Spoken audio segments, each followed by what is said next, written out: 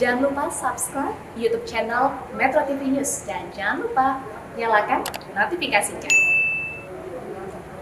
Sementara itu, pemerintah Indonesia sigap menutup pintu masuk untuk negara Afrika Selatan guna mencegah penyebaran varian baru COVID-19 Omicron.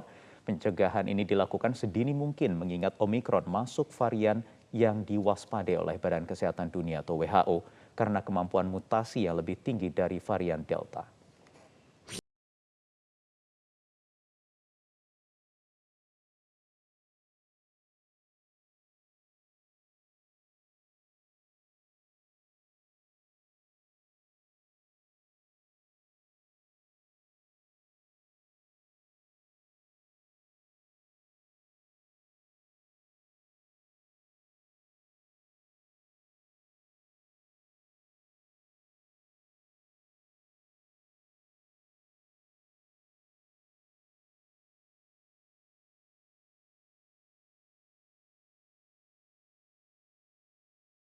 Hari setelah Badan Kesehatan Dunia menetapkan Omicron atau varian B11529 sebagai varian COVID-19 yang diwaspadai atau variant of concern. Varian yang diidentifikasi dengan B.1.1.529 ini cukup mengkhawatirkan karena percepatan virulensinya dan juga potensi severity cases atau peningkatan kasus yang tinggi. Tapi juga cara menghadapi varian-varian seperti ini sama dengan varian of concern lain misal alpha, beta, gamma hingga delta. Upaya terbaik ada dua pendekatan. Pertama, memperketat pintu-pintu masuk gerbang internasional kita dari mobilitas, terutama dari dan menuju negara yang memang sudah terpapar dengan varian ini. Yang kedua, adanya penguatan ke dalam, yaitu testing dan tracing kita termasuk upaya whole genome sequencing. Organisasi Kesehatan Dunia atau WHO telah menetapkan Omicron sebagai varian baru virus corona yang pertama kali terdeteksi di Botswana. WHO mengkategorikan Omicron sebagai varian yang diwaspadai. Pasalnya, varian ini disebut lebih ganas dari varian Delta. This variant has a large number of mutations, and some of these mutations have some worrying characteristics. Right now, there are many studies that are underway. There's a lot of work that is ongoing in South Africa and in other countries to better characterize the variant itself in terms of transmissibility, in terms of severity, and any impact on our countermeasures like the use of diagnostics, therapeutics, or vaccines. Selain di Afrika Selatan, sejumlah negara melaporkan penemuan varian baru Omicron diantaranya Inggris, Jerman, Hong Kong, Italia, Belgia, serta Belanda. Penemuan varian baru ini membuat dunia internasional khawatir dan menetapkan larangan penerbangan ke Afrika Selatan dan negara Afrika lainnya yang dikeluarkan oleh pemerintah Inggris, Amerika Serikat, Australia, Brazil, Thailand, dan Singapura.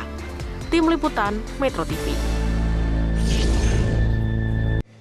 Ya, pemerintah membatasi kedatangan warga negara asing dari 8 negara untuk mencegah masuknya COVID-19 varian Omicron. Cukupkah langkah ini dan apakah harus pemerintah juga memperpanjang lagi masa karantina bagi siapapun pelaku perjalanan dari luar negeri? Kami akan tanyakan hal ini kepada Ketua Satgas COVID-19, Pengurus Besar Ikatan Dokter Indonesia atau IDI, Zubairi Zurban. Selamat malam, Prof. Zubairi, apa kabar?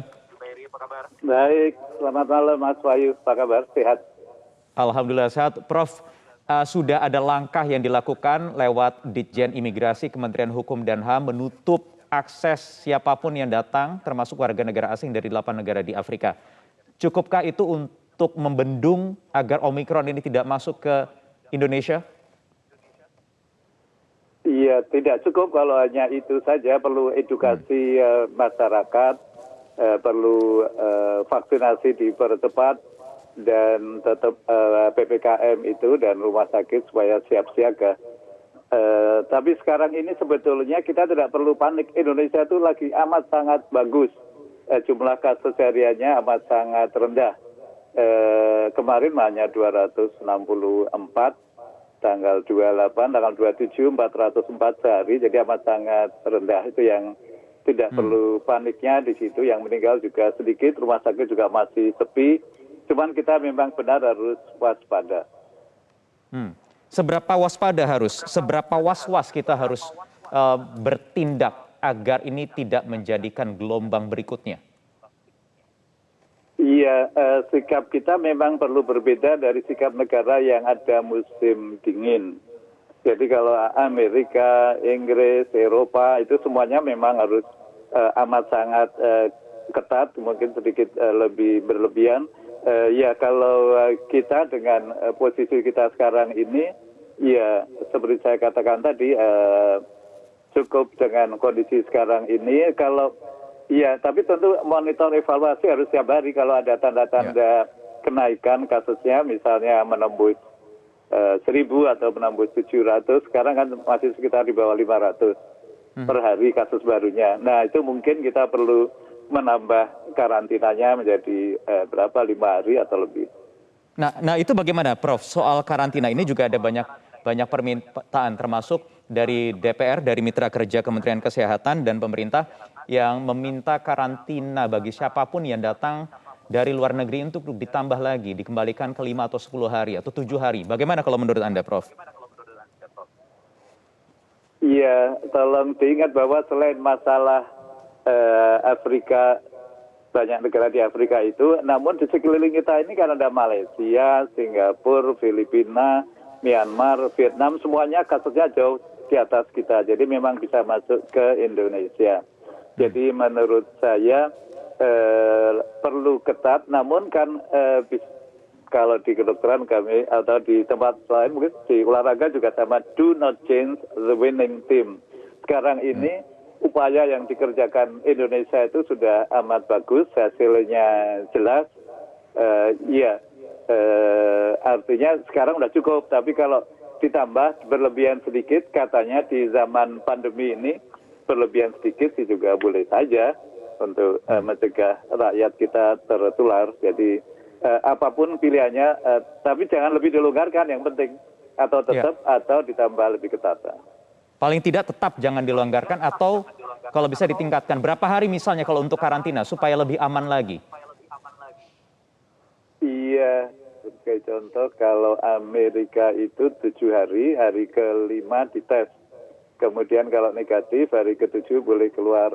Namun kalau di Amerika memang karantinanya di tempat tujuan kita. Misalnya saya mau ke tempat Connecticut, tempat anak saya nginep di hotel, ya 7 harinya itu di hotel. Kalau nginep di tempat anakku ya 7 hari di rumah anakku, tidak dipastikan ke tempat mana gitu. Jadi kalau kemudian sana, apakah itu bisa diaplikasikan di Indonesia atau bagaimana? Saya kira waktu 5 hari juga bagus. Jadi pilihannya adalah seperti sekarang, atau 5 hari atau 8 hari. Atau 7 hari kayak Amerika. 5 hari atau 8 hari. Kapan itu sebaiknya dimulai? Kapan? Begitu ada kenaikan. Begitu ada kenaikan. Jadi Indonesia sekarang kan tanggal 26 itu 453, tanggal 27 404, kemarin cuma 264. Jadi kalau begitu naik 500, menurut saya waktunya untuk menambah.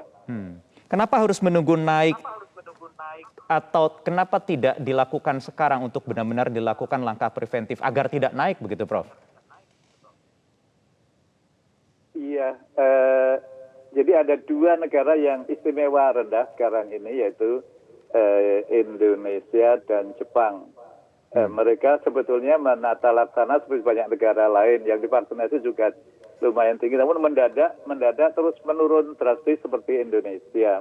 Jadi salah satu teorinya selain upaya-upaya kesehatan yang disebutkan tadi, juga ada kemungkinan ada error pada waktu virusnya bermutasi. Jadi ada harapan Indonesia, Jepang itu sudah akan masuk ke endemi. Jadi kita ada banyak harapan juga tidak masuk ke pandemi gelombang ketiga. Nah, atas dasar itu mungkin tidak perlu asal waspada, asal ketat, asal monitor evaluasi, dan kalau ada perubahan sedikit perlu ganti kebijakan. Baik. Prof. Zubairi, sebenarnya apa yang mengkhawatirkan dari varian Omikron ini yang dikatakan lebih ganas dari varian Delta misalnya, atau memiliki mutasi terbanyak dari virus corona yang lain? Apa sebenarnya ini? Iya, artinya lebih cepat menular, 5 kali lebih cepat menular. Jadi sebagai ini data Afrika Selatan, tempat asal muasalnya itu, tanggal 23 November baru 868 kasus baru sehari. kemudian naik menjadi 1.275, 25 November 2.465, dan 27 November kemarin 3.220. Artinya dalam waktu 5 hari dari tanggal 23 itu naiknya lumayan dari 1.275 ke 3.220. Jadi memang kenaikannya cepat, walaupun angka 3.220 ini kalau dibanding jumlah harian kasus di Amerika atau di Rusia atau di Inggris masih jauh lebih rendah. Jadi artinya ada kenaikan, namun ada beberapa catatan yang saya coba cari dari dokter di sana, kelihatannya anehnya gejalanya relatif ringan, Mas. Paling tidak data sementara sampai hari ini. Oke, lebih cepat penularannya tetapi gejalanya relatif lebih ringan. Kemudian bagaimana dengan vaksin? Seberapa jauh vaksin bisa meredam, menangkal varian baru ini? Ya, dari beberapa kajian yang dilakukan Amerika dan Inggris, mereka masih yakin bahwa bisa menangkal, walaupun tentu dengan catatan bahwa tidak bisa menangkal 100%. Sebetulnya dari uji klinik yang dahulu tidak ada vaksin pun yang bisa menangkal, bisa efisien, bisa efektif 100%. Jadi misalnya Amerika walaupun sudah 173 juta penduduknya divaksinasi 2 kali beberapa hari yang lalu, itu masih yang tertular dan masuk rumah sakit dari 173 juta itu ada 30 ribuan. Dan yang meninggal sekitar 10 ribu. Artinya memang vaksin amat efektif namun tidak 100% efektif. Jadi memang perlu sekali tetap menjaga dan perlu sekali tetap booster.